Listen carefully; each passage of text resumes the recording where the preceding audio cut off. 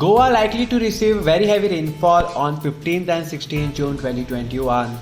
IMD Goa issued red alert on 15 June 2021 and orange alert on 16 June 2021.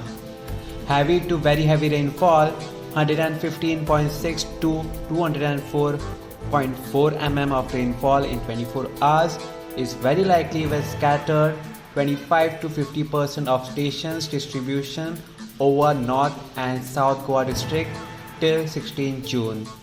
Wind of speed around 40 km per hour is likely along with rainfall spell. On 15 June also, heavy to very heavy rainfall is very likely over the districts of Goa with increased spatial distribution. Considering the persistent very heavy rainfall from past 24 hours and its possible impacts, red color warning is continued for the districts of Goa on 15 June. Wind of speed 30 to 40 km per hour very likely over North Goa and South Goa till 18 June 2021.